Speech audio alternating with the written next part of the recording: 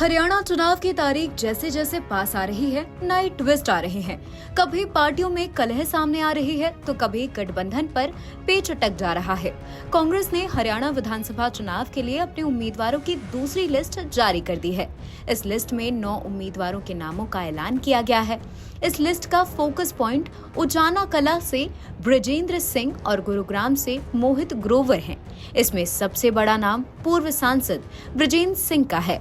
पूर्व उप मुख्यमंत्री दुष्यंत चौटाला के सामने उचाना कला सीट से कांग्रेस ने ब्रजेंद्र सिंह को उतारा है, जो चौधरी बीरेंद्र सिंह के बेटे हैं और हिसार से सांसद रहे हैं।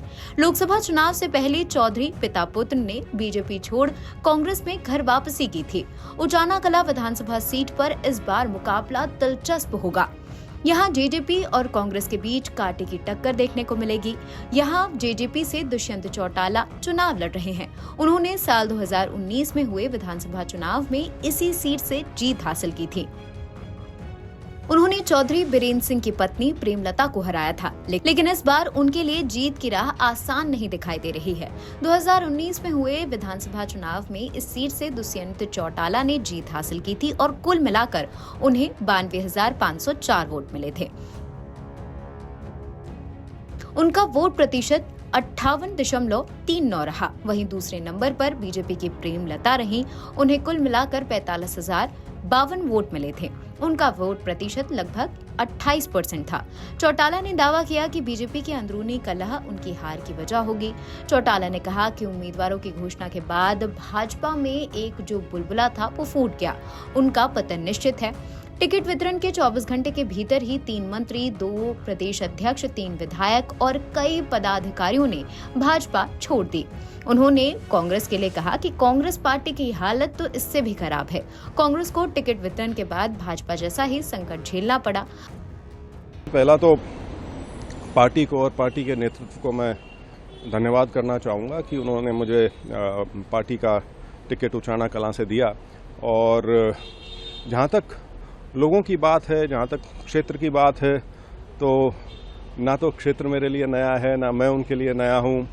हाँ, ये बात है कि बहुत गहनता से मिलने का मौका अब मिला है। मैं खासतौर पर पिछले 2.5 महीने से लगातार अपने क्षेत्र में पूरा जो गांव है मैंने सारे के सारे कवर किए हैं। वहाँ पे बहुत गहराई से कवर किए हैं।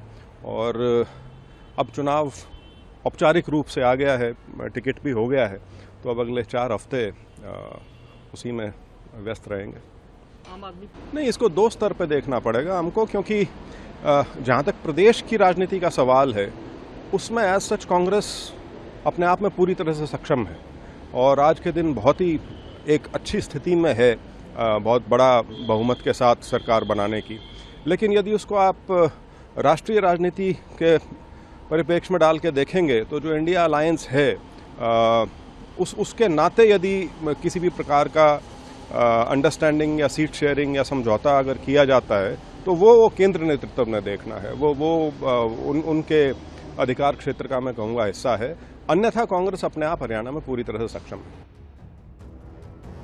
हरियाणा चुनाव को लेकर कांग्रेस बड़ा ही फूक कर कदम रख रही है। कांग्रेस ने हरियाणा विधानसभा चुनाव के लिए 9 उम्मीदवारों की दूसरी सूची जारी की।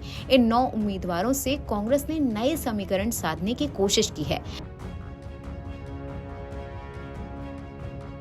इस लिस्ट के साथ कांग्रेस ने 90 सदस्यीय विधानसभा चुनाव के लिए कुल 41 उम्मीदवारों की घोषणा की है। पार्टी ने इससे पहले 32 उम्मीदवारों की पहली लिस्ट जारी की है, जिसमें पूर्व मुख्यमंत्री भूपेंद्र सिंह हुड्डा और पहलवान विनेश फोगाट का नाम शामिल था। हरियाणा में 5 अक्टूबर को होने वाले विधानसभा चुनाव के लिए नामांकन दाखिल करने की तारीख 12 सितंबर है। चुनाव के नतीजे 8 अक्टूबर को घोषित किए जाएंगे। NBT ऑनलाइन की रिपोर्ट।